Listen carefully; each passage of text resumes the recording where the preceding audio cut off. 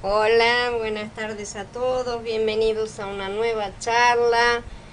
Hola Andrés, Paula y David, Carla, Micaela, Tabita, Karen, bienvenidos. Hola Alfonso, buenas tardes a todos.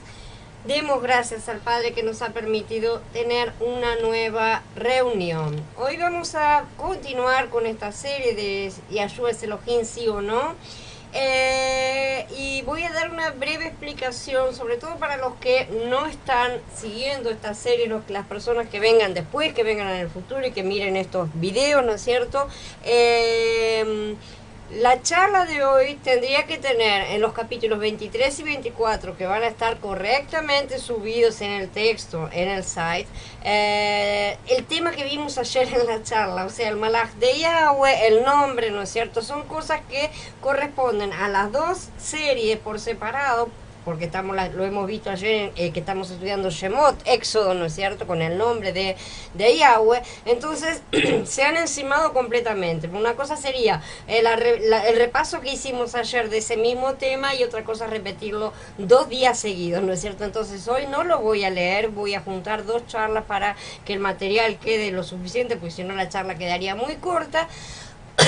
Todo esto va a quedar correctamente editado en el site, y las personas que no conozcan el tema al cual me estoy refiriendo, del Malach de Yahweh, el nombre de Yahweh, vayan al site, porque ahí van a estar los posts que corresponden a esa charla, van a poder leerlo tranquilamente. Entonces hoy vamos a comenzar directamente por la mitad de lo que sería la charla 7, y vamos a hablar acerca de algunos pasukim, ¿no es cierto?, que nos hablan acerca de Mashiach en las escrituras. Antes de que Abraham fuese, yo soy, un tema que también mencionamos, ¿no es cierto? Este es un pasuk controversial que aparece en el Yahanan, en pasuk 18, ¿no es cierto?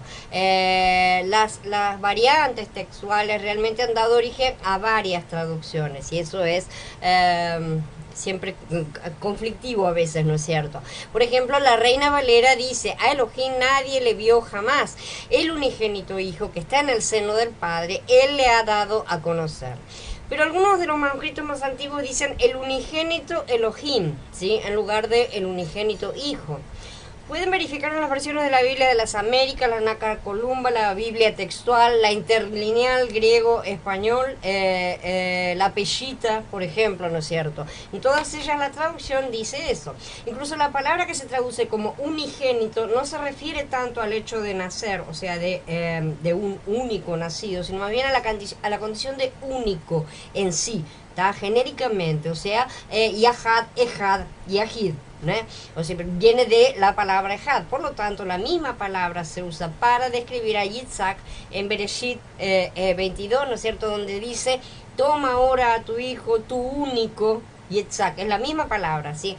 La versión de la New International Version, ¿no es cierto?, la NIV, traduce correctamente así: nadie jamás ha visto Elohim, pero Elohim, el uno y único, quien está al lado del Padre, le ha dado a conocer. Esa es la correcta traducción de lo que está escrito. Hola Gaby, buenas tardes. Entonces, las versiones de la English Standard Version, la New Revised Standard Version, también la New American Standard Version, ¿no es cierto?, todas las versiones inglesas lo traducen de forma sumamente similar. La razón por la cual estos traductores decidieron utilizar la expresión el unigénito Elohim en lugar del unigénito Hijo es porque el peso de la evidencia del manuscrito favorece esa forma, y está escrito de esa manera. Entonces aquí, tanto como en el primer pasuk del prólogo de Yahana, ¿no es cierto?, formando una estructura que es completa, porque sabemos por qué estaba escribiendo estas cosas Yahana. Recordemos que estaban refutando justamente todas las posturas que negaban la divinidad de Mashiach, ¿no es cierto? Yahana, entonces, sin más explicación, se refiere claramente a Yahshua como el Elohim existente en el seno del propio del Padre, ¿no es cierto? Pero entonces, ¿son dos o es uno? No, es el mismo Elohim. Esto ya lo hemos venido estudiando, ¿no es cierto? Entonces, desde el comienzo, Yahweh engendró a su Hijo, la palabra, por medio de quien creó todas las cosas, a fin de que en el momento determinado esa palabra encarnara en un cuerpo humano, plenamente hombre y plenamente Elohim proveniente de Yahweh. El único sacrificio que el Creador aceptaría, aquel que es uno con él. Yo y el Padre somos uno, dice Yahanan 10, y Padre Santo, protégelos con tu nombre que me has dado, para que sean uno así como nosotros somos uno, en el 17. Entonces el Hijo es uno con el Padre es uno y el Hijo es uno con él. Esa es la verdadera unidad, tan mal comprendida, ¿no es cierto?, por muchos, y que ha dado lugar a numerosas formaciones diferentes, ¿no es cierto? El Padre y el Hijo son uno y siempre en el Padre, esa es la cosa. El Padre no es uno con el Hijo en Mashiach, ¿sí? Porque el Hijo es quien fue engendrado y no el Padre. Por eso uno es Padre y otro es Hijo, ¿no es cierto? O sea, tiene la misma relación que nos hace ver a nosotros con nuestra familia, ¿sí? Entonces el mayor siempre bendice al menor. Hay diferencia entre uno y otro y aún así ambos son uno. Y Yahshua es el testimonio de lo que él mismo declaró a través de los profetas, ¿no es cierto? Como dice, ustedes son mis testigos, declara Yahweh, mi siervo que yo escogí, para que me conozcan y crean en mí y entiendan que yo soy. Antes de mí no fue formado ningún él y después de mí ninguno existirá. Ninguno sino yo, Yahweh. Fuera de mí nadie puede salvar. Y ella ya en el capítulo 43. Entonces, fuera de Yahweh nadie puede salvar. Está bien claro escrito, ¿no es cierto? Fuera de mí, yo Yahweh, fuera de mí nadie puede salvar. Entonces, ¿dónde está Yahshua? Dentro del Padre, siendo uno con él, porque él es el Salvador, ¿no es cierto? Entonces, ¿cómo es? Si dice que solamente Yahweh puede salvar, ¿dónde está Yahshua? En el Padre. Evidentemente, solo Yahshua salva porque es uno con el Padre. Y Él es la salvación que el Padre expone, ¿no es cierto? Que el Padre manifiesta. Shaul también incorpora en sus cartas dos exposiciones que aparentemente eran muy conocidas en las congregaciones de los del camino en aquella época, ¿no es cierto? Indiscutiblemente grande es el misterio de nuestra fe. Elohim se manifestó en la carne, fue justificado por el Espíritu, visto por los mensajeros, proclamado entre las naciones, creído en el mundo y recibido arriba en gloria, dice Timoteo Aleph en el 3. Y Filipillín en el 2 dice, existiendo en forma divina, él no consideró la usurpación de ser igual a Elohim, sino que se despojó a sí mismo, tomando forma de siervo, haciéndose semejante a los hombres, y hallándose en condición de hombre, se humilló a sí mismo, haciéndose obediente hasta la muerte, y muerte en el madero. Por lo cual también Elohim lo exaltó hasta lo sumo y le otorgó el nombre que está sobre todo nombre, para que en el nombre de Yahshua se doble toda rodilla de los que están en los cielos, en la tierra y debajo de la tierra, y toda lengua confiese que Yahshua el Mashiach es Adón, para gloria de Yahweh el Padre. ¿Sí? Entonces, ¿cuál es el nombre que está sobre todo nombre? Sino el propio nombre de Yahweh. Ese es el nombre que ha sido otorgado. Por eso está dentro del nombre de Yahshua. El pasuk en Timoteo Aleph, el primero que mencionamos, habla de Yahshua como Elohim manifiesto en la carne, ¿sí? Eso es, Elohim se manifestó en la carne, no hay vueltas al respecto, ¿no es cierto? Es Elohim en la carne. O sea, ¿qué significa? Que ha sido revelado como un ser humano, ¿sí? Un ser de carne, ser humano.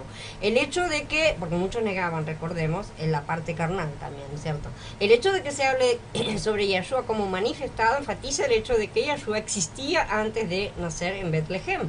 Esto corresponde a las propias palabras que Yahshua dijo cuando dijo antes de que Abraham fuese, yo soy, ¿no es cierto? Él no dijo antes que Abraham fuese, yo fui, ¿no? Nos dijo yo soy, y sabemos perfectamente la implicación porque lo estuvimos estudiando ayer. A los que no han estado presentes los remito al capítulo 5 del estudio de Shemot. La reacción de las personas que estaban a su alrededor fue recoger piedras para matar a Yahshua en ese momento, ¿no es cierto? Y eso deja claro justamente que sus palabras, al decir yo soy, fueron bien entendidas como que se estaba haciendo divino, ¿no es cierto? Que era la acusación que los fariseos tenían en su contra. Este es uno de los puntos que de forma muy clara se hacen evidentes en la segunda porción a la que Shaul hace referencia en su carta a los Filipillín, como mencionamos, ¿no es cierto? Esa parte habla de Yahshua derramándose a sí mismo como sacrificio. Después de establecer el hecho de que Yahshua existió en forma de Elohim, ¿no es cierto? Sigue hablando sobre su encarnación como un verdadero ser humano, ¿no es cierto? No un tipo de superhombre o alguna apariencia humana como algunos sostenían, ¿no es cierto?, en algunas de las herejías que ya estudiamos. Y se hizo obediente hasta la muerte, ¿no es cierto? ¿Y quién puede morir? El cuerpo humano, porque Mashiach, la parte divina de Mashiach, no murió, como él dice perfectamente y clarísimamente, él entregó su espíritu al Padre, ¿no es cierto? Nadie me la quita, yo tengo mi vida, nadie me la quita, yo la entrego por mí mismo, ¿no es cierto? No fue muerto, no fue matado, y sin embargo el cuerpo obviamente sí murió, la parte corporal, pero la parte, o sea, para los que dicen, ¿puede Dios morir? Esa es la respuesta. En el hecho de que verdaderamente, de ser verdaderamente humano, ¿no es cierto? Yahshua tenía una condición única en el sentido de que esto le permitió hacerse obediente hasta la muerte, y era lo necesario, porque si no, no hubiera sido sacrificio, ¿cierto? Nadie que haya heredado la naturaleza caída de Adán tiene la opción de decidir si puede o no someterse a la muerte.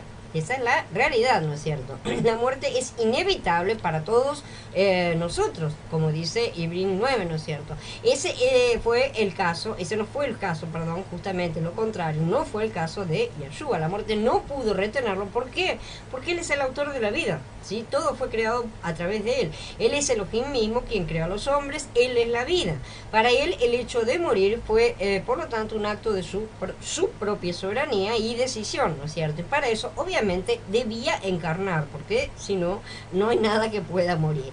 Además, debido a que él se sujetó voluntariamente a la muerte, y al peor tipo de muerte, ¿no es cierto?, ya que fue ejecutado como un criminal castigado en el madero, Yahshua fue altamente exaltado y se le concedió o otorgó el nombre sobre todo nombre. Repetimos, ¿no es cierto? Shaul es muy cuidadoso al escoger sus palabras, pues no escribe que se le dio un nombre, sino que se le otorgó un nombre, mostrando más bien la idea de que la gloria que él tenía antes de la fundación del mundo, la cual se menciona en Yahanan, capítulo 17, le fue restaurada. No es que le estaban dando algo nuevo, sino que recibió nuevamente aquello que, como él mismo dijo, restáurame a la gloria que yo tenía a tu lado antes de venir. Hola Belki, buenas tardes.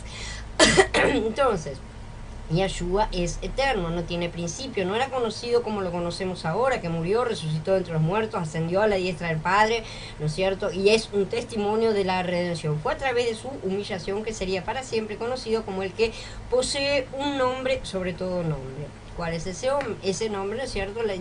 Es el nombre de Yahweh que fue colocado en él, y Filipinos nos dice que toda lengua confiese que Yahshua, el Mashiach, es Adón. Pero en realidad la palabra Adón aquí utilizada, Adón es hebreo, es curios, ¿no es cierto? Porque nosotros tenemos los originales solamente en griego, no tenemos ninguno de los originales en hebreo, que tampoco todas las partes del Berit Hadashah fueron escritas en hebreo, solamente algunas partes.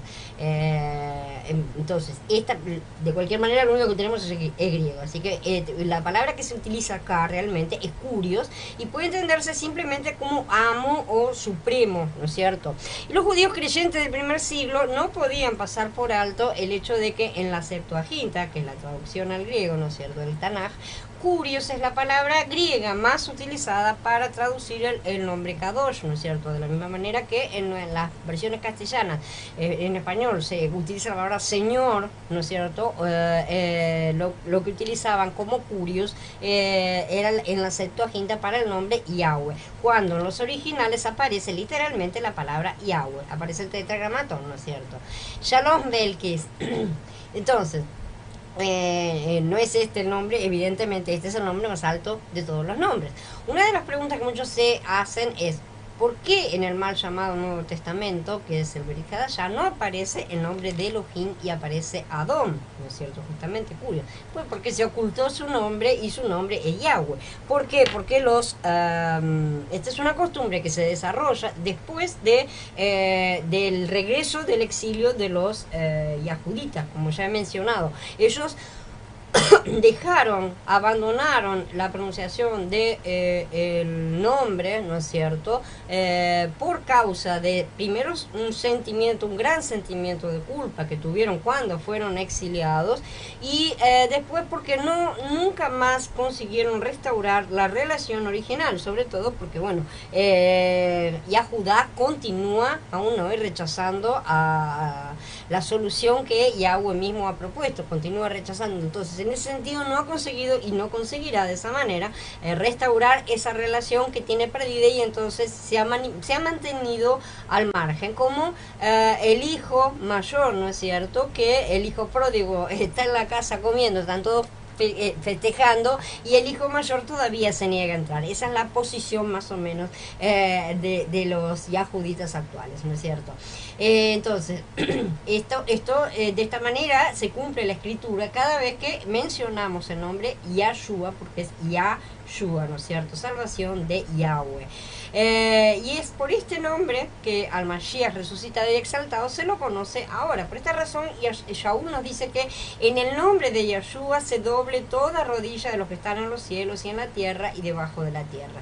Esto implica adoración, realmente. Esto es darle a Mashiach, a Yahshua, la adoración que de otra manera le daríamos al Padre. Y sin embargo, es como que le estuviéramos dando también al Padre, porque es el Padre el que ha puesto su nombre en el Hijo para que todos adoren al Hijo, ¿sí? Hasta los ángeles deben adorar al Hijo, está escrito. Entonces, de esa manera, la adoración no es que se la estamos dando a Él como un politeísmo, no, es a través de Él le llega al propio Padre.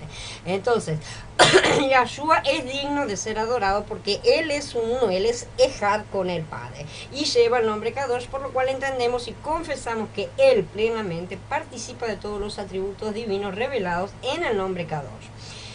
En Él estaba la plenitud de la deidad. Esta declaración central de los apóstoles respecto de Mashiach se encuentra también en otros contextos, ¿no es cierto? Shaul escribe a Tito con relación a la esperanza del retorno de Mashiach, ¿no es cierto? Y escribe lo siguiente: aguardando la esperanza dichosa y la manifestación gloriosa de nuestro gran Elohim y Salvador, Yahshua HaMashiach, quien se dio a sí mismo por nosotros para redimirnos de toda iniquidad y purificar para sí un pueblo propio, celoso de buenas obras. Está en Tito en el capítulo 2. La construcción gramatical de esta declaración hace énfasis en el hecho de que tanto la palabra Elohim como la palabra Salvador se refieren a Yahshua HaMashiach. Y yo dejo aquí bien separadito en una tablita, ¿no es cierto?, cómo es que se traduce de manera literal la frase, ¿no es cierto? Y dice: del gran Elohim y Salvador nuestro Mashiach Yahshua. ¿Sí? Esa es la traducción literal, esas son las palabras que aparecen en el griego. Algunos sacan algunas de estas palabras para poder introducir un concepto diferente. Si verificamos cada uno de los pasukim mencionados en las supuestas versiones mesiánicas, veremos que todas y cada una de ellas han eliminado y disimulado toda mención a la divinidad de Yahshua en este pasuk, falseando las traducciones para inducir esas propias creencias, ¿no es cierto? Porque como ya hemos dicho, la mayoría de los mesiánicos, no todos, ya lo hemos dicho muchas veces, pero la mayoría de los mesiánicos que provienen del judaísmo no aceptan la divinidad de Mashiach y lo toman como un rabino más, un ser humano más, ¿no es cierto? De esa manera eliminan la parte de la salvación y introducen toda una serie de reglas a través de las cuales el hombre será salvo a través de cumplirlas, ¿no es cierto? Salvación por obras. Entonces, de esta manera ellos están, estas versiones son bastante hipócritas porque acusan a las versiones católicas de torcer las cosas, pero también por su lado hay bastantes torceduras. Entonces, por ejemplo, la Bin y la Kadosh traducen: aguardando la feliz esperanza, la manifestación de la gloria del gran Elohim y del Salvador nuestro Yahshua el Mashiach. ¿Sí? Esto es la Bin. Y la Kadosh dice: mientras continuamos esperando la bendita consumación de nuestra esperanza que está manifestada en la Shejinah, palabra que no aparece aquí, de nuestro gran Elohim y en la manifestación de nuestro Salvador Yahshua HaMashiach. O sea, lo separan. ¿Entiende cómo se hace? Y no existe esta separación en el griego original, para nada. Entonces, traduciendo de esta manera, se separa Elohim por un lado Salvador por el otro, ¿no es cierto? Como si estuviéramos refiriéndonos a dos personas separadas, cosa que no está en los originales. De la misma manera, en los manuscritos más antiguos de Hechos 20-28, donde Shaul exhorta a los dirigentes de Éfeso a pastorear la congregación de Elohim, la cual él compró con su sangre, dice, ¿no es cierto? Este texto claramente nos dice que para Shaul la naturaleza divina de Yahshua es un hecho bien establecido en su propio entendimiento y creencia. De la misma forma, en Romanillín, capítulo 9, la gramática del hebreo, ¿no es cierto?, favorece el entendimiento del uso que Shaul le da a la palabra mal traducida como Elohim para referirse a Yahshua, que también ya sabemos, ¿no?, que sería Seos. De quienes son los patriarcas y de los cuales, según la carne, vino Mashiach, el cual es Elohim sobre todas las cosas, bendito por los siglos. Dice, amén, Romanillín, capítulo 9:5. Aquí las versiones mesiánicas también traducen de otra forma, ¿no es cierto? Y dice, de ellos son los patriarcas y del linaje de ellos proviene el Mashiach, quien está sobre todas las cosas. Bendito sea Elohim por los siglos. Eso dice la Vine. La Kadosh dice, los patriarcas son de ellos y de ellos en cuanto a la cera, a la semiente física se refiere, vino el Mashiach, quien está sobre todo, alabado sea Yahweh para siempre, ¿sí? No están traduciendo exactamente lo que está en el griego. De esta manera, eliminando la palabra, solamente eliminan la palabra Seos, ¿no es cierto? Elohim, Dios, se niega la divinidad de Mashiach que ha sido otorgada en los originales por Shaul. Este es el fundamento de los apóstoles. Este debe ser nuestra verdad, no podemos perderla. Y voy a aclarar una cosa en este mismo momento. El estudio que estoy leyendo está basado en un estudio que está realizado por mesiánicos provenientes del judaísmo, ¿sí? Entonces no soy yo la que está inventando estas cosas, sino que hay mesiánicos judíos, de origen judío, este estudio es, que sí comprenden todas estas cosas y han visto todos estos detalles, porque por supuesto son hebreos, sí, ven mucho más las cosas, y entonces todo eso está mucho mejor explicado por ellos de lo que puede estar por mí, que digamos, toco de oído en el hebreo, ¿no es cierto? Entonces eso es importante realmente, y esto nos demuestra, como siempre le digo, que hay realmente grupos de judíos mesiánicos que provienen del judaísmo que no niegan para nada la divinidad de Mashiach, al contrario, la defienden, a pesar de que tienen todavía otras cosas que deben limpiar. No es el problema, porque estamos todos en el camino de la limpieza, nosotros también estamos limpiando muchas cosas. Entonces, así, eliminando la palabra Seos, niegan la divinidad, ¿no es cierto?, de Mashiach. Y este es el fundamento de los apóstoles, como decimos, ¿no es cierto? Esto es la base en la que se edifica la novia. Ustedes han sido edificados sobre el fundamento de los enviados y de los profetas, siendo Yahshua, el Mashiach mismo, la piedra angular. Dice Efesión en el capítulo 2. Entonces no podemos insistir en apoyarnos en la comprensión de otros hombres. Eso es básico, sobre todo porque mal que mal, todos tenemos acceso a estas herramientas maravillosas que son la S-Word, ¿no es cierto?, con la numeración, los números strong, que no necesitamos realmente ser erudito como para poder descubrir que si ahí está siendo usada en el original la palabra Elohim, entonces ¿por qué no aparece en la traducción que hacen? Ahí hay algo que está equivocado, y en muchos otros lugares vamos a encontrar muchísimas de estas cosas. Lo hacía antes la Reina Valera, pero también lo hacen en grandes medidas las versiones mesiánicas, lamentablemente, lo cual es una gran decepción, por lo menos para mí. Entonces, no podemos apoyarnos en eso, tenemos que ver realmente, verificar nosotros mismos si lo que afirman es coherente con las escrituras originales, o sea, con los manuscritos que hemos recibido, y que son los que en última instancia se supone que ellos mismos están utilizando para traducir, ¿sí? O sea, tiene que ser coherente con el mensaje de los discípulos de Mashiach, tal como ellos lo escribieron y nos ha llegado. Si cualquier otro viene afirmando que es discípulo de Mashiach, pero dice otra cosa diferente a lo que está escrito, ni siquiera debemos recibirlo. Si alguien va a ustedes y no lleva esta enseñanza, no lo reciban en casa ni le digan bienvenido, porque el que le da la bienvenida participa de sus malas obras, dice Yahanan Bet en el capítulo 1.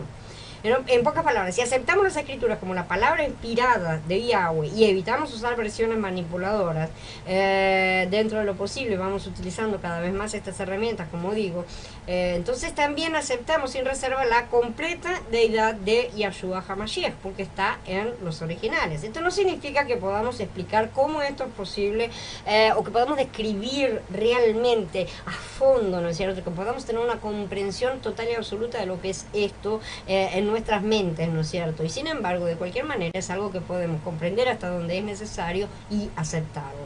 En él tenemos redención por medio de su sangre, el perdón de nuestras transgresiones según las riquezas de su gracia, que hizo sobreabundar para con nosotros en toda sabiduría y entendimiento. Él nos ha dado a conocer el misterio de su voluntad según el beneplácito que se propuso en el Mashiach, a manera de plan para el cumplimiento de los tiempos, que en el Mashiach sean reunidos bajo una cabeza todas las cosas, tanto las que están en los cielos como las que están en la tierra. Efesios capítulo 1. No se trata entonces de resolver el misterio de cómo Yahweh pudo tomar la forma de un cuerpo o cómo al derramarse a sí mismo en el sacrificio, como sacrificio, ¿no es cierto? El Elohim, que no cambia, pudo sufrir en las manos de una humanidad que es mutable, ¿no es cierto? Que es finita, que es pecadora. Desde una perspectiva hebraica mantenemos este misterio y la tensión que provoca, o sea, como una verdad inexplicable realmente. Hay algo que podemos decir, pero ¿cómo? No hay una explicación, no es una cuestión de explicarlo todo, porque si no, no habría fe tampoco. Entonces, entendemos hasta donde podemos y el resto lo aceptamos porque él dice que es así y así está escrito, y así manda escrito también. Entonces, lo que no podemos completamente explicar, lo podemos confesar que es verdad por medio del Ruach HaKodesh, porque nos da testimonio de quién es Yahshua. Él ha existido desde toda la eternidad, sin principios ni fin. Él es el Aleph y el Tav, ¿no es cierto? Y él no es el producto de la creación, sino que es el creador mismo. Todas las cosas fueron hechas por medio de él, y sin él no se hizo nada de lo que se ha hecho. Y porque por medio de él fueron creadas todas las cosas que están en el cielo y en la tierra, visibles e invisibles, sean tronos, dominios, principados o autoridades. Todo fue creado por medio de él y para él. Él existe antes que todas las cosas, y todas las cosas subsisten en él. Con la siguiente capítulo 1. Entonces ese es él, ese es Yahshua, ese es Yahweh salva, ¿sí? Él no es un hombre, en ningún lugar la escritura dice que un hombre mortal sería Mashiach, que es o sea, un hombre común, ¿no es cierto? ¿Qué es lo que dicen los judíos actualmente que están trabajando para traer a su Mashiach, ¿no es cierto? En ningún lugar de la escritura dice que un hombre mortal sería el Mashiach o el ungido de Yahweh para redimir, sino que Yahweh mismo es Salvador. Eso lo repite en todas las escrituras y lo vamos a estudiar más a fondo en los siguientes capítulos. Él nació, como lo relatan las Besorot, ¿no es cierto? Vivió, sufrió, murió como hombre, como escribieron los apóstoles, ¿no es cierto? Creemos que entonces, que tal y como él dijo, que resucitó al tercer día y que le apareció a muchas personas durante el periodo de la cuenta del hombre, ¿no es cierto? Que ascendió al cielo, donde ahora mora a la diestra del Padre, intercediendo por todos los casos. Creemos realmente en todas estas cosas, como el exaltado Hijo de Elohim. Él es ese Hijo de hombre del que Daniel habla, ¿no es cierto? Que reina en gloria y quien es, por lo tanto, digno de adoración y exaltación, que conforme le damos nuestra adoración a él, le damos gloria a Yahweh mismo. Como ya dije, ¿cómo atravesarlo? Porque son uno, son Ejad, ¿no es cierto? Todos sabemos que Yahshua regresará a esta tierra conforme a la providencia soberana de Yahweh, que reunirá a todos los que son verdaderamente suyos, a las ovejas perdidas de la casa de Israel, a todos los esparcidos de Yahudá también, a sus 12 tribus, y que reinará en Jerusalén como el rey, de acuerdo con las palabras de los profetas y de los enviados, ¿no es cierto? Y que pisoteará a todos los pecadores, que es lo que ha prometido y está en las profecías. Entonces, como tal, entendemos que Yahshua es el único camino de salvación para cualquier ser humano que pueda ser redimido, ¿sí? Como dice en Hechos en capítulo 4, que aparte de él, fuera de él, no es posible ninguna salvación eterna, como aseguran los que la buscan a través de las obras, o un lugar en el Olam Haba, en el mundo por venir. Una persona que niega a Yahshua está negando al mismo Yahweh, y si piensa o cree que Yahshua es un hombre, simplemente un hombre común, o un rabino, como muchos lo describen, están realmente más que perdidos, lamentablemente, porque están confiando, creyendo en un hombre. Si me están diciendo que él era un hombre común, entonces lo están ensalzando a un hombre, pero ya lo hacen también con otros, como Moshe, por ejemplo, como Abraham, ¿no es cierto? Y eso es un error. La Escritura dice claramente, maldito el hombre que confíe en el hombre, ¿sí?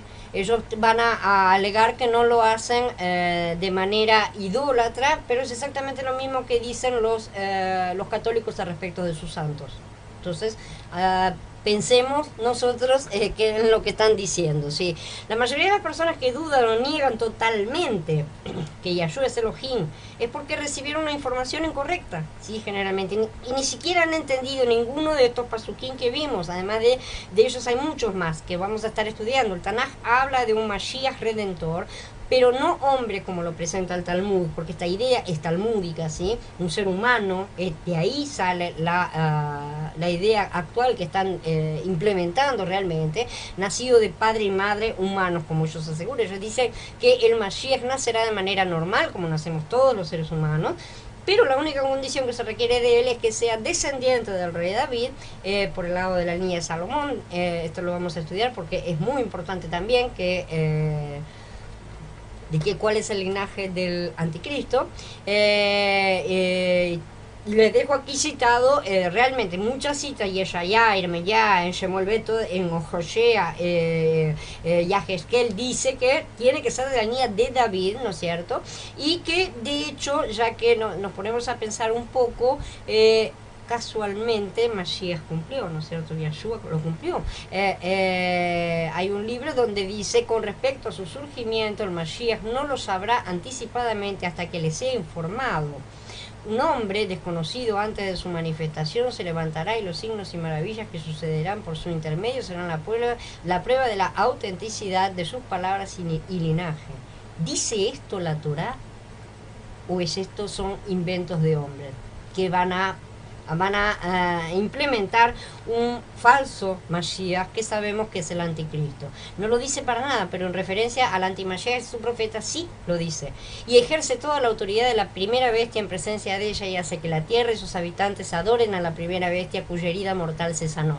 Y hace grandes señales de tal manera que aún hace bajar del fuego del cielo a la tierra delante de los hombres, y engaña a los habitantes de la tierra a causa de las señales que se le concedió hacer en presencia de la bestia, mandando a los habitantes de la tierra hacer una imagen en honor de la bestia que tiene la herida de espada y que revivió. Higalut capítulo 13. Por lo tanto, el Mesías que esperan según el Talmud es la bestia, y Yahshua HaMashiach la reprenda, porque no están esperando a Mashiach.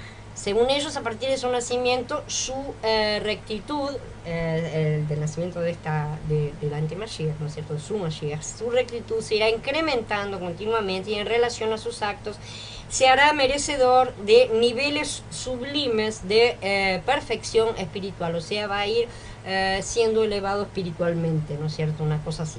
Así que si están dudando de quién es Yahshua, o si tienen algún conocido que está dudando quién es Yahshua, están en problemas, porque aquel que lo niegue está negando al mismo Elohim Yahweh, ¿no es cierto? Como dice Yahanan en el capítulo 10, él no es un Mashiach humano, él es Elohim.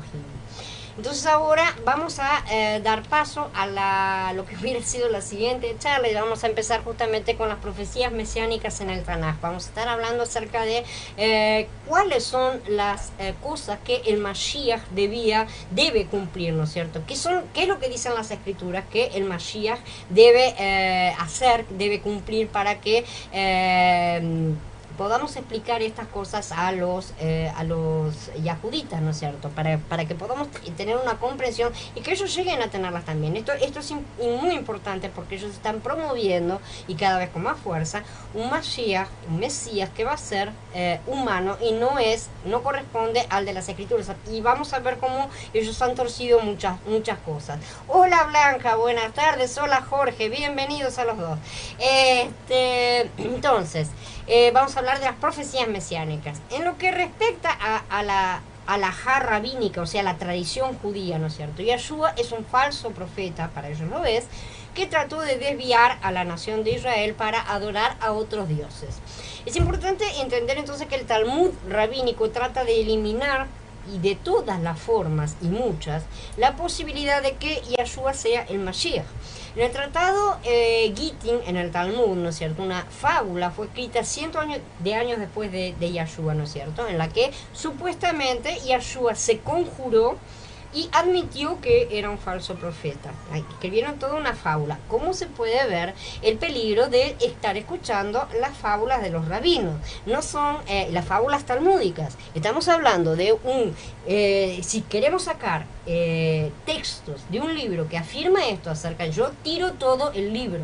Si ese libro afirma esto acerca de Yahshua, ¿sí? Porque al afirmar esto de Yahshua también está dejando de lado el propio Yahweh. Entonces están muy equivocados esas personas que han escrito estas cosas, ¿no es cierto? Y dice, aunque Los le preguntó cuál era su castigo, ¿no es cierto? Dice en este texto, dice, Yahshua supuestamente responde, con excremento hirviendo, ya que quien se burla de las palabras de los sabios, los jajamín, los rabinos, ¿no es cierto?, es castigado con excremento hirviendo.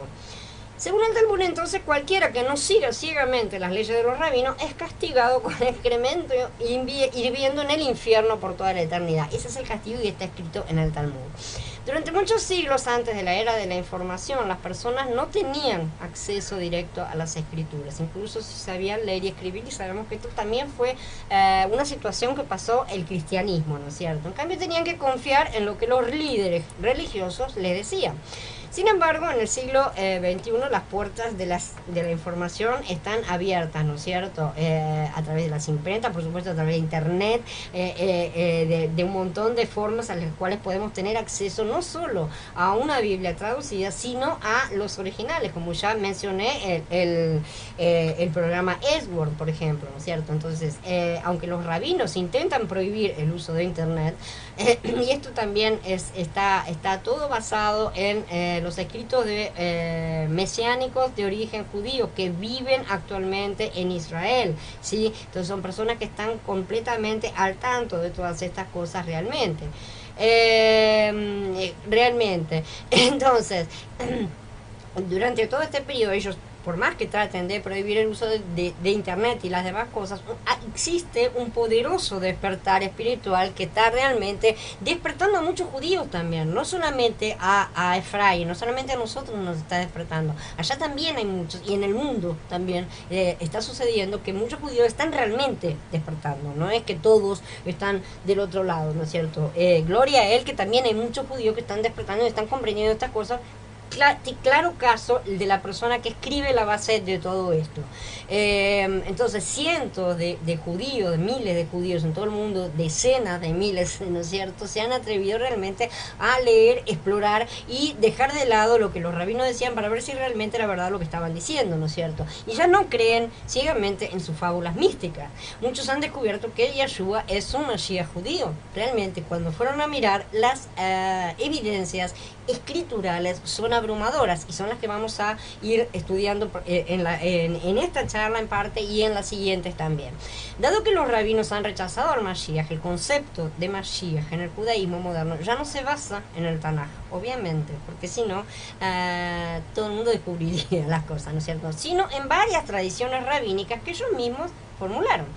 Han declarado que sus tradiciones son la ley oral, ¿sí?, afirmando que fueron dadas por Elohim en el Sinaí verbalmente, junto con los mandamientos escritos de las Escrituras, ¿no es cierto? Sin embargo, estas tradiciones han causado mucha confusión y conflicto con respecto a la identidad del Mashiach, incluso entre los mismos rabinos, ¿sí? Hay muchas peleas y controversias entre ellos mismos, no se ponen de acuerdo. Entonces esto es lo mismo que las muchas denominaciones. Lo que sucede es que el judaísmo, a pesar de tener discusiones internas, no se abren, no se separan. Pueden tener muchas escuelas internas, pero mantienen la globalidad del judaísmo en sí mismo, ¿sí? El Tanaj contiene un kit de identificación completo para que el pueblo de Israel pueda reconocer al Mashiach que ellos proponen, ¿no es cierto?, y poner su fe en él. Perdón, me equivoqué totalmente. Es el Tanaj el que tiene justamente este kit para que no seamos engañados. Me confundí con el Talmud. Así que justamente en el Tanaj nosotros tenemos todas las herramientas para no ser confundidos por el que ellos están presentando y que está descrito justamente en el Talmud básicamente, porque han tenido que ir adaptando todas las cosas. Incluso los sabios mismos admitieron en el Tratado Sanedrín 99 que todos los profetas profetizaron solo hasta la era mesiánica. Esto está en sus escritos mismos. Entonces todo lo que vino después no son profecías, son interpretaciones humanas, pueden ser comentarios, ¿no es cierto? Libros de comentaristas, por así decir, ¿no es cierto? Que ciertamente cualquiera puede venir y comentar un libro, pero sin embargo eso no puede tener la posición de absoluto, ¿no es cierto?, de ley absoluta como los rabinos pretenden en todas esas cosas. Entonces, los capítulos 44 y 45 del libro de Yeshaya fueron escritos alrededor del 700 de la era... antes de la era común, perdón. Y Yeshaya profetizó y mencionó a Koresh, Ciro, ¿no es cierto?, por su nombre. ¿Sí? Él lo cita por nombre. Él profetizó que Ciro permitiría a Israel reconstruir Jerusalén y el templo. Cuando se escribió la profecía, Jerusalén y el templo todavía estaban intactos y Ciro aún no había nacido siquiera. Más de 100 años después, Jerusalén fue conquistada, destruida por los babilonios. Y más tarde, cuando los persas conquistaron Babel, el rey Ciro de Persia emitió un decreto para reconstruir la ciudad y el templo. Todo esto sucedió casi 160 años después de que Yeshaya hizo su profecía, que hizo su profecía a través de Yahweh, que es el único que habla y su palabra se cumple. De la misma manera, el Tanaj también contiene futuras profecías sobre la naturaleza y la identidad del Mashiach, ¿no es cierto?, para ayudar al pueblo a reconocerlo, ¿sí?, para no caer en engaños realmente. Por cierto, todas las profecías se dieron al pueblo de Israel para que pudiera examinar a cada candidato de acuerdo con estos criterios. Y esa es la cuestión, ¿no es cierto? Las profecías son para eso, para que no seamos engañados y para que las utilicemos como nuestras armas de defensa para el reconocimiento, como hacían los berianos. Escudriñaban en las escrituras para ver si lo que les estaban contando era verdad o no. Entonces miraban, es cierto, coincide, entonces pues, sí, se acepta, ¿no es cierto? Entonces, el problema es que hace 2000 años todos los rollos que documentaban los linajes de la familia de Israel fueron destruidos junto con el templo. Y eso es un problemita, ¿no es cierto? Por lo tanto, desde la destrucción del templo en el año 70 de la era común, ya no se puede saber quién es verdaderamente un descendiente de David. Y ese es un problema serio para los rabinos, obviamente. Pero no es un problema si el Mashiach llegó antes del año 70. Entonces, ¿cuál es el linaje de Mashiach? El Mashiach, según Shemuel Bet y Dibrei Hayamin Aleph, debe ser descendiente de David. Y de hecho, la madre de Yeshua viene de la casa de David. Y todas estas cosas las vamos a estudiar mucho más a fondo, cada cosa en su momento, ¿sí? Pero que queden mencionadas, que quede constancia y las pueden verificar de cualquier manera. Entonces, ¿cuál será el lugar de nacimiento del Mashiach? Mijaía, en el capítulo 5, predice que el Mashiach nacerá en Betlehem, ¿no es cierto?, donde nació justamente Yeshua. ¿Cuál será el tiempo de su primera venida? Daniel 9 predice que el Mashiach vendrá antes de la destrucción del segundo templo y que en el año 32 será sentenciado a una muerte violenta. Y están las cuentas para respaldar estas cosas, que no las pongo acá, pero las vamos a ver más adelante. De hecho, Yeshua fue clavado en el madero en 14 Nisan en el año 32, según las cuentas, ¿no es cierto? ¿Cómo será el nacimiento del Mashiach? Como muchos de los héroes de las escrituras que nacieron sobrenaturalmente de mujeres estériles, ¿no es cierto?, que es una de las marcas clave de Yahweh, y ella ya profetizó en el capítulo 7 que el nacimiento de Mashiach sería sobrenatural, pero esta vez una mujer, una doncella virgen, ¿sí? No sería estéril, sería virgen, que para el caso es exactamente el mismo milagro, porque no hay concepción por parte del lado masculino, ¿no es cierto? El Berihá ya describe el nacimiento de Yeshua de su madre Miriam, que era una doncella virgen. ¿Cuál será la naturaleza del Mashiach? Según Daniel, Yesaya y Zecarías, la naturaleza del Mashiach será como la de Elohim mismo, será la encarnación de Elohim en la humanidad. De hecho, el Berihá ya se refiere a Yeshua como el hijo de Elohim, ¿no es cierto?, que es uno con Elohim y la personificación del propio Elohim. Al igual que Metatron, ¿no es cierto?, que ya lo hemos estudiado, ya existía este preconcepto, ¿no es cierto?, este carácter se describe en los escritos del misticismo judío y en el Zohar Zohar va a reaparecer mucho después, en la Edad Media, porque el Zohar es un escrito de la Edad Media, cuando surge toda la Kabbalah judía, y ellos retoman este tema de Metatrón. Por eso está utilizado en varios lugares, ¿no es cierto? Pero vemos que este concepto místico ya existía, era preexistente. ¿Dónde vivirá el Mashiach? Según Zacarías 9, el Mashiach debe entrar a Jerusalén montado en un burro, ¿no es cierto? Esto nos enseña dos cosas. Primero, Mashiach no será un famoso rabino bien nacido que tiene millones, como se está asegurando en la actualidad a respecto del Mesías que tiene que venir. Segundo, vivirá en la tierra de Israel, ¿sí? Ya que viajará a Jerusalén en lomos de un burro, ¿no es cierto? Simplemente por comparación, estamos diciendo el Mashiach de Chabad Lubavitch, ¿no es cierto? Que es el Rebbe de Lubavitch, lo glorifican y ya está muerto, ¿tá? Ya está muerto y dicen que es el Rebbe todavía, que él es el verdadero Mesías, ¿no es cierto? Jamás puso un pie en Jerusalén y vivió toda su vida en Estados Unidos. Entonces ahí tenemos una serie de incongruencias que no son cumplidas, y hay muchísimos, pero muchísimos judíos que creen bien, y todavía hoy pueden ir a investigar en internet, que el Rebbe de Lubavitch es justamente el Mesías que ellos esperan, está muerto, ¿sí? Entonces, nació, este hombre jamás entró en Jerusalén, a diferencia de Yeshua, que nació, ¿no es cierto?, se crió en Israel, en la tierra de Israel, y entró en Jerusalén montado en un burro. ¿Qué hará él, el Mashiach, ¿no es cierto? Según el capítulo 35 de Yeshaya, así como otros profetas también del Tanaj, el Mashiach curará enfermedades incurables, abrirá los ojos de los ciegos, curará a los discapacitados, limpiará a los leprosos, abrirá los oídos de los sordos, desenlazará las lenguas del mudo, exorcizará a demonios e incluso resucitará a los muertos. De hecho, caramba, Yeshua hizo todas estas cosas, ¿no es cierto? Entonces, seguir negando a veces resulta cuando estas cosas se le muestran a los judíos comunes, a las personas comunes que están gobernadas por prohibiciones, existen prohibiciones rabínicas acerca de leer las escrituras sueltas. Lo único que leen los judíos son las parashá, ¿no? O sea, las parashot, en realidad pues son plural, que son porciones, y ciertas porciones se las saltean olímpicamente. Las partes que no les gustan no las leen, y no solo no las leen, sino que prohíben a los fieles judíos que las lean, porque saben perfectamente que si las leyeran se darían cuenta de todos los errores, ¿no es cierto? Irónicamente, según el Talmud, los propios rabinos admiten los poderes sobrenaturales demostrados por Yeshua y sus discípulos. Eso es, o sea, son las contradicciones, ¿no es cierto? Sin embargo, según ellos, los milagros se produjeron a través de poderes mágicos satánicos. Ya sabemos que lo acusaban de expulsar demonios a través de Satán, ¿no es cierto? Por ejemplo, el rabí Daniel Azor dijo: Yeshua fue un falso profeta porque actuó solo a través de la brujería. Él mismo es la encarnación del satanismo, ¿no es cierto? Y eso mismo también sabemos que le decían en aquella época.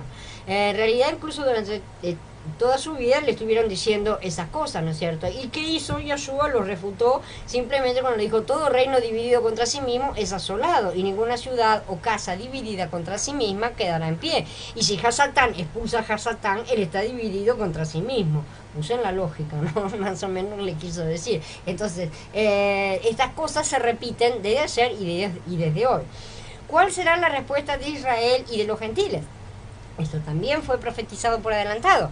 De acuerdo con el capítulo 53 de Yeshaya y en Tehillim 22, el Mashiach debía ser rechazado por su propio pueblo, ya que lo degradaron y lo llevaron a la muerte, ¿sí? ¿Y qué hay de los gentiles? El libro de Yona, lo deja claro. El Elohim de Israel no pertenece no se limita solo a la nación de Israel, como enseña la halajá rabínica. Más bien, él ama a toda su creación, y eso incluye a los gentiles.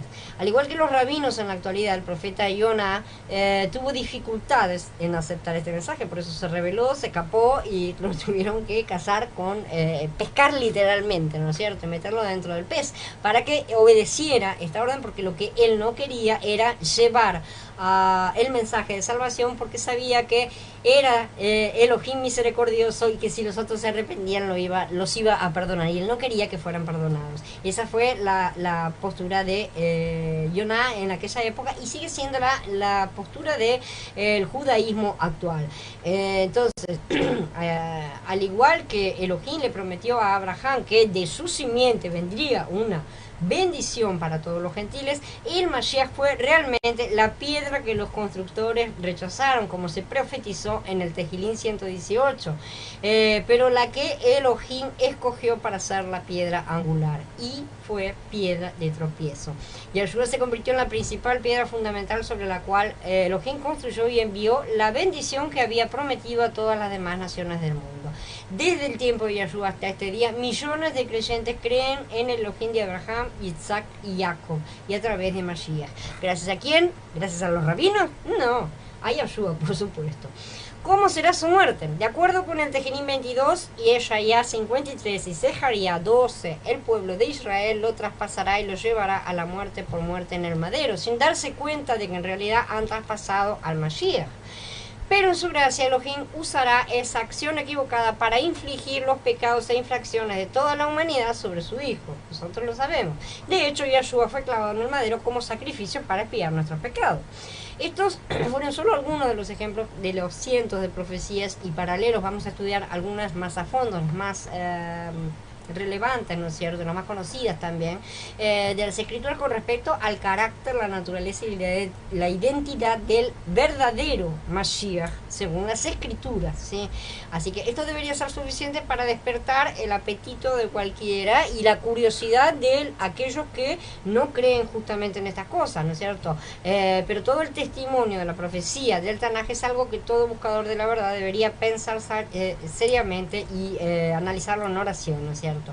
Estadísticamente hablando, la probabilidad de que todos estos ejemplos sean casualidades de suerte o profecías autocumplidas es totalmente imposible, realmente. O sea, tomemos solamente 3 de estas profecías básicas nada más, mesiánicas, para que resistan cualquier debate, ¿no es cierto? En primer lugar, será judío, ¿no es cierto? O sea, será yahudita. En segundo lugar, nacerá en Betlehem. En tercer lugar, morirá en el año 32 de la era común. Esas cosas ya desbaratan a cualquier otro que trate de imponer otro, por ejemplo, al Rebbe, ¿no es cierto? Que fue contemporáneo nuestro. Entonces, incluso si uno ignora todas las demás profecías, las dejamos todas de lado, dejamos estas nada más, ya con estas 3 es una triangulación que excluye prácticamente a todo el resto de la humanidad. Entonces, ahora viene el desafío cuando vamos a examinar realmente las profecías. El judío aquí debería tomar, como nosotros los que venimos del cristianismo, lo que debería hacer es dejar de lado por un rato, por lo menos, las tradiciones hechas por el hombre, las ceremonias, cualquier otro ritual religioso que tenga como objetivo impresionar a Elohim como su base para la verdad, y recurrir a las escrituras para ver qué es lo que él dijo, ¿no es cierto? En esta era de la información, realmente con que tenemos las puertas abiertas a los manuscritos antiguos, a muchas fuentes de referencias cruzadas y simplificaciones para nosotros que no conocemos también, para verificar todos los hechos, ¿será correcto que algún rabino o sacerdote decida por la gente lo que debe o no debe pensar? ¿Será correcto que permitamos que ellos nos digan lo que tenemos que creer o no creer? ¿Por qué? Si Yahweh nos dio el manual de instrucciones a todos. Esa es la cosa. Y la responsabilidad es de cada uno de nosotros. Cuando lleguemos allá no vamos a poder decir porque mi pastor me lo dijo, porque mi sacerdote me lo dijo, porque el jajamín me lo dijo. No vamos a poder decir eso porque la responsabilidad es nuestra y nada más. Entonces Elohim creó a su pueblo con una mente y una lógica saludable para ayudarlos a evaluar las profecías bíblicas por sí mismos, ¿sí? Y eso es lo que debemos hacer. Entonces vamos a comenzar a ver algunas de estas profecías, ¿no es cierto? Y estudiar en parte estos temas. Hola Eric, buenas tardes. Dice, por eso que la otra vez me decías que consideraba, esto dice Carla, que considerabas el libro de sabiduría que suele estar en las Biblias católicas por el tema. No, no, Carla, no pasa por ese lado. Es un libro deuterocanónico aceptado por el canon de los católicos, que no pertenece ni a las Biblias judías ni a las protestantes. Simple y sencillamente eso. Es un libro que ellos aceptan y nosotros no. Sabiduría es un libro que, junto por ejemplo con Macabeos también, pueden llegar a ser libros que den información, ¿no es cierto? Pero no pueden ser tomados absolutamente como inspirados, porque contienen errores doctrinales bastante graves, y los católicos los han aceptado justamente para fundamentar todas sus teorías, ¿no es cierto?, que ellos dicen que es la verdad, ¿no es cierto?, porque son los oficiales. Entonces ellos decretan el canon, por así decir. Pero no, es por ese motivo, porque después de todo, si te acordás, tenemos en las escrituras Cantar de los Cantares, que está escrito por Salomón, y Eclesiastés, que es el otro. Este libro de sabiduría es eclesiástico, también es conocido, también es escrito por Shlomo. Entonces, no es por ese motivo, ya las vamos a estudiar en su momento, pero no es porque haya sido escrito por Salomón mismo que sea rechazado, no tiene nada que ver, es por el contenido. Entonces vamos a hablar acerca del Mizmor 22, el Salmo 22, que es la profecía del madero. Posiblemente este es el más famoso salmo, ¿no es cierto?, profético sobre el Mashiach, como el de Yeshayahu 53, ¿no es cierto?, donde se describe el sufrimiento del rechazo de Mashiach. Este es un Mizmor muy conocido. Dice: Elohim mío, ¿por qué me has abandonado? ¿Por qué estás tan lejos de ayudarme y del clamor de mis palabras? Es hijo de David, ¿no es cierto? Esa es la declaración que se hace en este salmo, ¿no es cierto? Como Yosef, el rey David, sirve como prototipo del Mashiach. Sabemos que tenemos muchas figuras, ¿no es cierto?, muchos tipos de Mashiach a lo largo de las escrituras. David es uno de ellos. Por lo tanto, muchos se refieren al Mashiach como el hijo de David. Y el rey David, que escribió justamente el Mizmor 22 bajo la inspiración del Ruach HaKodesh, predijo que el Mashiach, que sería su descendiente, sería rechazado y asesinado. El Brit Hadashah dice que cuando Yeshua estaba en el madero, clamó a su gente en referencia a este Salmo 22, ¿no es cierto?, justamente, Eli, Eli, lama sabachthani, ¿no es cierto?, que está en Matías 27, o sea, Elohim mío, ¿por qué me has abandonado? Entonces se dice que estaba clamando justamente este salmo. Elohim y el Mashiach están conectados entre sí, ¿sí? Sabemos perfectamente que están conectados y no se desconectan, ¿sí? Podemos imaginar una cosa para comprenderlo como que justamente es una prolongación que no termina de cortarse en el caso de Mashiach, ¿no es cierto? Están conectados, pero este Mizmor predice cómo Elohim tuvo que separarse literalmente y realmente de Mashiach. O sea, esa conexión que no debería cortarse jamás, se cortó en un momento. Y él lo hizo de forma voluntaria para salvarnos a todos. Entonces esas cosas me dejan tan de los pelos cuando no las aceptan. Entonces, en ese momento, él realmente quedó desconectado del Padre, ¿no es cierto? Elohim apartó su rostro de Mashiach, sabiendo que era Mashiach mismo el que estaba debajo de toda esa cubierta de pecado que fue colocada encima de él, ¿no es cierto?, para ser sacrificado. Pero a pesar de todo tenía que, tanto el Padre como el Hijo tenían que sufrir ese momento y cumplir cada uno con su parte, ¿no es cierto? Entonces apartó el rostro del Mashiach para que al morir tomara los pecados de Israel y de toda la humanidad sobre sí mismo. Yahweh no salva al Mashiach de los malvados, no lo salva, no viene a salvarlo, ¿no es cierto?, sino que permanece en silencio ante la injusticia, el sufrimiento y la tortura que él sufre. El Rashi, que fue un famoso sabio judío, y que existe una Biblia con comentarios de Rashi que está en internet, cualquiera puede utilizar. En algunos casos es útil, en otros casos es completamente rabínica, ¿no es cierto? Dio un comentario sobre este paso que es interesante. Dice: ¿por qué me has abandonado? Y hace la comparación, la interpretación. Están condenados a ir al exilio, y David recitó esta oración por el futuro. dice, ¿no es cierto? Incluso Rashi pudo ver que este salmo es una profecía sobre el futuro y no solo una experiencia pasada de David. No obstante, dice el Tehilim 22, continúa, tú eres Kadosh y habitas en las alabanzas de Israel. En ti nuestros padres pusieron su confianza, ellos confiaron y tú los liberaste, ellos clamaron a ti, fueron salvados, ellos confiaron en ti y no fueron avergonzados. Estos pasuquín sirven como un recordatorio de que Elohim ya había salvado a nuestros padres, ¿no es cierto? Quienes le habían clamado, ¿sí? Esto significa que Él es capaz de salvar, pero elige no salvar al Mashiach. Él tiene la capacidad, absolutamente. No es que, no consiguió salvarlo, no. Él decidió no salvarlo. Y eso ya estaba predeterminado desde antes de la fundación del mundo, ¿sí? Y Él tiene una razón evidentemente muy especial para hacer esto. Pero a mí me tienen por gusano menos que humano, soy la burla de la gente, el despreciado del pueblo. Todos los que me ven se burlan de mí, me hacen muecas y menean la cabeza. Dicen, a Yahweh se encomendó, pues que Él lo libre, que lo salve, o sea que en Él se complació.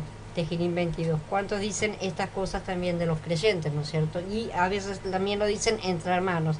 Este tipo, creen en Yahweh, entonces que se encomiende a Él.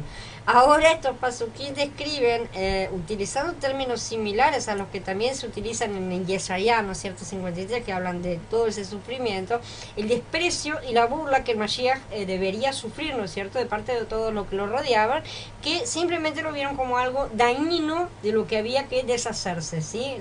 Lo sacaron, ¿no es cierto?, del medio, como dijo el sumo sacerdote en su momento, es necesario que muera un hombre para salvar toda una nación, ¿no es cierto?, para justificar todo lo errado que iban a cometer. Sabían muy bien que estaban haciendo las cosas de mala manera y no según las normas. Entonces lo hicieron sentir como un gusano y no como un hombre. Y su propia gente lo humilló, su propia creación lo humilló y se avergonzó de él. El Mashiach del sufrimiento, Ben Yosef, ¿no es cierto?, el hijo de Yosef, como ya lo vimos, recordamos la historia de Yosef, que está en los capítulos del 57 al 60 de la serie de Bereshit. Sus capítulos se burlaron de él y lo odiaron, trataron de deshacerse de él también y lo arrojaron a un pozo, ¿no es cierto? Ahí vemos justamente que tiene que ser rechazado por los hermanos. También lo sería después más adelante, ¿no es cierto?, en una etapa. Joseph fue rechazado por su propio pueblo y entregado en manos de los gentiles. Se presumía muerto y olvidado como si fuera irrelevante, ¿no es cierto?, como si fuera un gusano, justamente. Mientras tanto, Joseph fue bienvenido entre los gentiles, que sí vieron que Yahweh estaba con él. Los gentiles vieron que Yahweh estaba en todo lo que Joseph tocaba y hacía, y se convirtió finalmente en un gran líder, ¿no es cierto?, y realizó maravillas y milagros entre ellos, ¿no es cierto? Finalmente Yosef es reconocido nuevamente por su propia gente.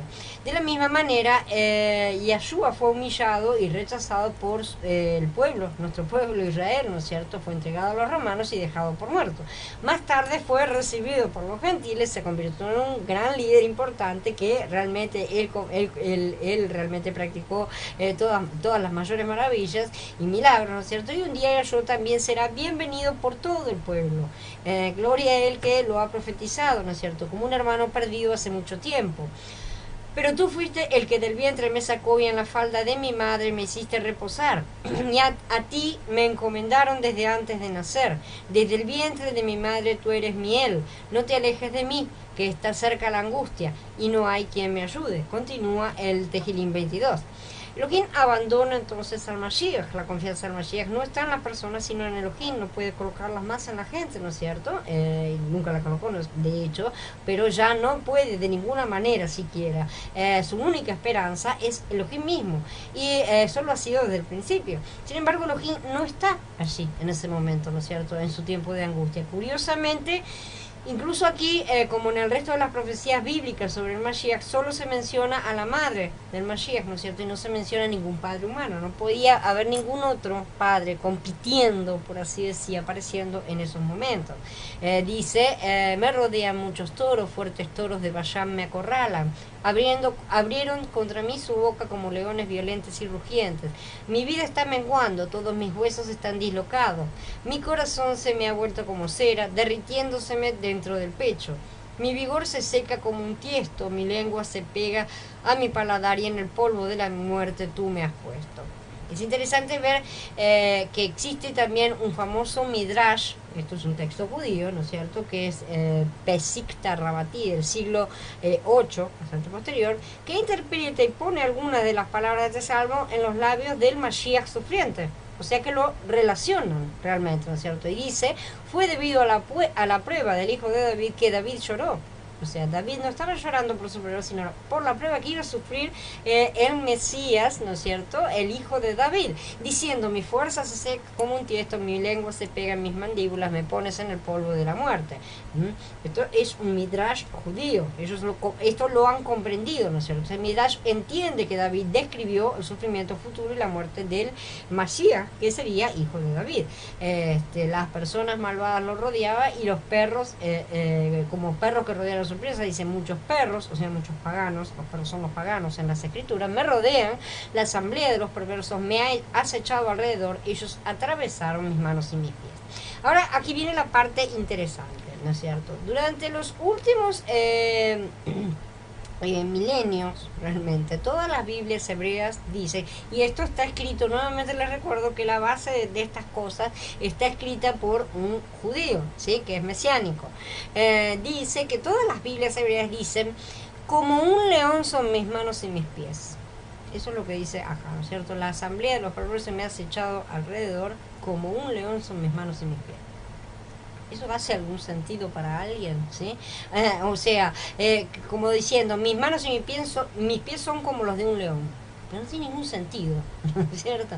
Hasta hace 1000 años atrás los masoretas que hicieron, que inventaron realmente el texto masorético, o sea, que pusieron los puntos para determinar el contenido en sí, o sea, el texto masorético que se utiliza aún en el día de hoy, cambiaron una única letra en este pasuk. Acortaron la letra Vav en la letra Yud, ¿sí? De la Vav pasaron a la Yud, que es la cortita chiquitita. La Reina Valera traduce perforaron, pero mantiene la palabra hebrea Ari, que es león, justamente, en lugar de Kará, ¿sí? En sus strong. Inclusive la Vine traduce como leones me magullan las manos y los pies. Traduce de esta manera, haciendo una mezcla un tanto extraña, ¿no es cierto? O sea, mantiene la palabra Ari. ¿Por qué? Porque esta palabra es la que han cambiado justamente. De Kará pasaron a Ari, ¿sí? Modificando una letra y nada más, ¿sí? Entonces, originalmente el texto realmente decía, atravesaron, perforaron un agujero, o sea, atravesar, haciendo un agujero en mis manos y pies, es decir, le perforaron las manos y los pies. La controversia es si dice Karú, o sea, perforar, o Kari, como un león, ¿sí? La palabra hebrea original, que es Karú, que viene del verbo Kará, como decimos, significa cavar, hacer un agujero, perforar, ¿no es cierto? Como cavar un pozo, ¿sí? Hacer un agujero. Según el diccionario del hebreo bíblico, el significado de agujerear es el mismo que cavar, literalmente. Cuando se refuerza en varios lugares del Tanaj, por ejemplo, confirma lo que estamos diciendo. Cuando alguien destape un pozo o cabe un pozo, cará, ¿sí?, y no lo tape, un buey, un asno caiga en él, sigue en Shemot, ¿no es cierto?, 21. Y en Dibrei Hayamim Bet 16 dice, y lo sepultaron en el sepulcro que había cavado, Cará, nuevamente, para sí en la ciudad de David. Sin embargo, al ver que esta descripción de agujeros en las manos y los pies de Mashiach se parecía demasiado a Yeshua para los rabinos, decidieron acortar esta letra para convertirse en la letra Yud. Cualquier persona que lea alguna versión antigua del Tanaj, como la Septuaginta misma o los rollos del Mar Muerto, que han salido a la luz para dar mucha luz, verá por sí misma que realmente el texto original no dice como un león, sino están perforados. No es Ari, sino Kará, ¿no es cierto?, la palabra. Los rollos del Mar Muerto, fechados cientos de años antes del Berit Hadashah, fueron escritos por lo menos 1200 años antes que el texto masorético. Y en este sentido es importante entender esta cronología para ver quién está antes de quién y cuál es el documento más antiguo en este sentido, ¿no es cierto? Por lo tanto, más creíble. Esta descripción es notablemente similar a otra, que es la que dice, y mirarán a mí, a quien traspasaron, ¿no es cierto? La palabra aquí es dakar, atravesar, traspasar, ¿no es cierto? Está en Sejaría capítulo 12. Así como en la descripción de Yesharía 53, donde se dice que el Mashiach fue herido, ¿no es cierto? La palabra es halal, que también significa perforar, también. Herido por nuestros pecados, atravesado por nuestros pecados en otras traducciones, ¿no es cierto? Sí, existe mucha información a este respecto en estas cosas, ¿no es cierto? No son cosas que están inventadas. Entonces, todas estos pasuquín justamente describen el rechazo, el sufrimiento y la muerte del Mashiach, que sirvió como sacrificio de nuestros pecados. Incluso los sabios judíos reconocieron y admitieron que el Salmo 22 era un salmo profético acerca del Mashiach. ¿Sí? Del Mashiach, no es que lo estén adjudicando a Yeshua, ellos niegan a Yeshua como Mashiach, pero sí admiten que este salmo corresponde a lo que le sucedería al Mesías en el cual ellos creen también, ¿no es cierto? De hecho, Rashi, por ejemplo, explica que el pasuk 27 se refiere al momento de la redención, a los días del Mashiach. En su comentario está escrito eso. Un importante midrash rabínico también dice, escrito antes del texto masorético, dice: durante el periodo de 7 años que precede a la venida del hijo de David, las vigas de hierro se bajarán y se cargarán en su cuello hasta que el cuerpo del Mashiach se doble. Entonces llorará y su voz se elevará hasta lo más alto del cielo y le dirá a Elohim: ¿a dónde el universo? ¿Cuánto puede soportar mi fuerza? ¿Cuánto puede soportar mi ruaj? ¿Cuánto me falta la respiración antes de que cese? ¿Cuánto pueden sufrir mis extremidades? No soy de carne y hueso. Durante la prueba del hijo de David, el santo, bendito sea él dirá: Efraín, mi verdadero Mashiach, hace mucho tiempo, desde los 6 días de la creación, que tomaste esta prueba en ti mismo. En este momento tu dolor es como mi dolor. Ante estas palabras el Mashiach responderá: ¿a dónde el universo? Ahora estoy reconciliado. Esto es justamente el mismo texto que citamos antes de Pesikta Rabati, ¿sí? Es un libro, uno de los libros que están en el Midrash. O sea que estas cosas también las tenían en cuenta los rabinos antiguos. Incluso este escritor también enseñó que en el mes de Nisan surgirán nuestros patriarcas y dirán del Mashiach: Efraín, nuestro verdadero Mashiach, aunque somos tus enemigos, tú eres más grande que nosotros, porque sufriste por las iniquidades de nuestros hijos y te suceden terribles experiencias. Por Israel te convertiste en un hazmerreír y una burla entre las naciones de la tierra, y te sentaste en la oscuridad, en la densa oscuridad, y tus ojos no vieron luz, y tu piel se partió de tus huesos, y tu cuerpo estaba tan seco como un trozo de madera, y tus ojos se oscurecieron con el ayuno, y tu fuerza se secó como un tiesto. Y cita al Mismor 22. Todas estas aflicciones a causa de las iniquidades de nuestros hijos. En el mismo texto. Así que cuando entendemos correctamente el Mismor 22, el verdadero Mashiach y Salvador se pueden discernir fácilmente, ¿no es cierto? Se ven claramente pintados, ¿no es cierto? Un cuadro bastante simple de verse. Así que describen a uno que ha sufrido una agonía insoportable, literalmente. Se le ha perforado las manos y los pies, ha sido torturado y asesinado, pero luego se ha levantado de entre los muertos, ¿no es cierto? El rey David no se estaba refiriendo a sí mismo. Incluso los rabinos están de acuerdo en eso, ¿sí? No estaba hablando del mismo. David murió como un hombre viejo en los labios, en los brazos, de Abishag la sunamita. Nada que ver, ¿no es cierto? No siendo torturado ni humillado. Así que no se estaba refiriendo a sí mismo. Sin embargo, Yeshua sí soportó el rechazo, la agonía, la humillación y la muerte. Y así como el rey David estuvo solo ante Goliat y luchó contra él en nombre del pueblo de Israel, Yeshua estuvo solo ante la muerte para representar al pueblo de Israel y a toda la humanidad. Sin embargo, a diferencia de David, Yeshua no solo arriesgó su propia vida por el pueblo, sino que dio su vida por todos nosotros. Entonces, habiendo llegado hasta acá, hemos terminado por hoy la charla, ¿no es cierto? Y quedo a disposición de todos para que hagan las preguntas que necesiten. Y permiso. . . 。 . 。 . 。 . 。 . 。 . 。 . 。 . 。 . 。 . 。 . 。 . 。 . 。 . 。 . 。 . 。 . 。 。 . 。 . 。 . 。 . 。 。 . 。 . 。 . 。 . 。 . 。 . 。 . 。 .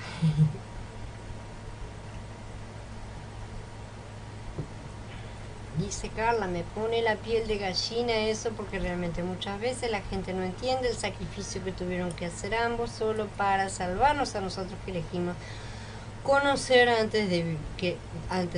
Sí, exactamente. Elegimos el árbol del conocimiento antes que el árbol de la vida. Y muchos siguen eligiéndolo y siguen sin prestar atención a justamente lo que ese segundo en el tiempo de la historia implicó. Realmente es muy grande. Hola Aarón, buenas tardes.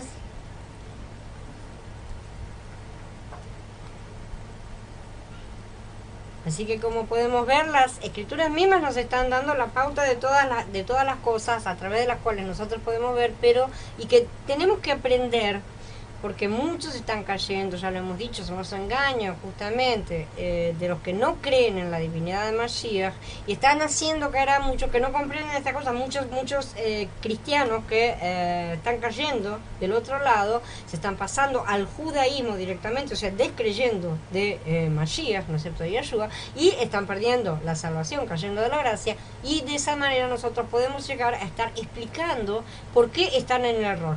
Esa misma cosa también, estas mismas cosas que estamos mencionando, han impresionado a muchos judíos que nunca se las habían planteado de esta forma, y cuando empiezan a verlas por sí mismos, que acá están en las escrituras, ¿no es cierto?, se sorprenden y empiezan a abrir los ojos, y el Ruach continúa haciendo el resto del trabajo.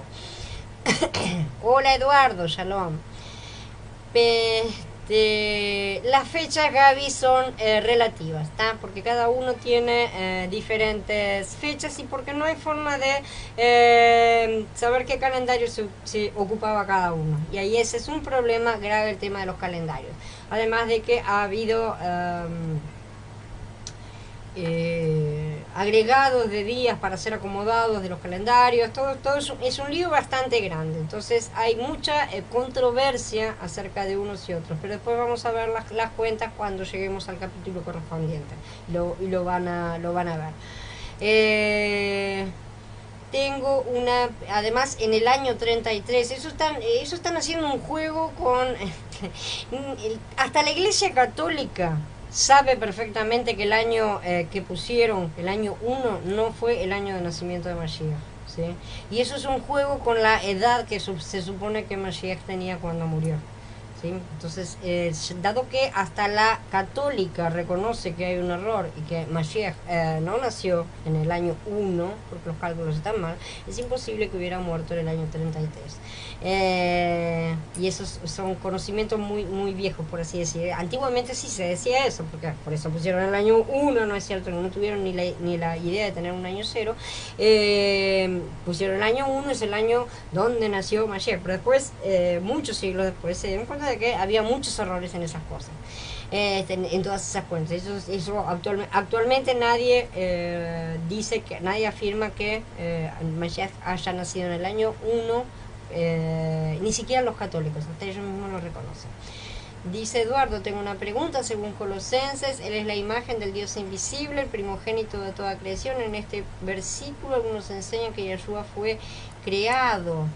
Es el primogénito. Ser el primogénito de la creación no quiere decir que él sea creado, sino que él es la imagen a partir de la cual toda la creación será creada, porque todas las cosas fueron creadas por él. Entonces ahí queda destruido todo lo que dicen acerca de que es creado. Justamente no tiene ningún sentido que haya sido creado, porque no lo fue realmente, ¿sí? No puede una criatura ser creador. Si no están diciendo, si así fuera, están afirmando eso, y el error es peor todavía que lo que quieren afirmar. Entonces todas estas cosas lo vimos en los capítulos anteriores, ¿sí? Voy a anunciar la decisión del Señor, me dijo, tú eres mi hijo, yo te he engendrado hoy, justamente, exactamente. En Hebreos 1:5 dice, porque Elohim nunca dijo a ningún ángel, tú eres mi hijo, yo te he engendrado hoy. Esto lo vimos justamente en estos días, en las otras charlas. No está completamente equivocado, porque si no estarían afirmando justamente que el creador es criatura, lo cual es ¿no es cierto? Entonces haría de Mashiach, que fuera Mashiach el demiurgo, según los delirios gnósticos, ¿no es cierto?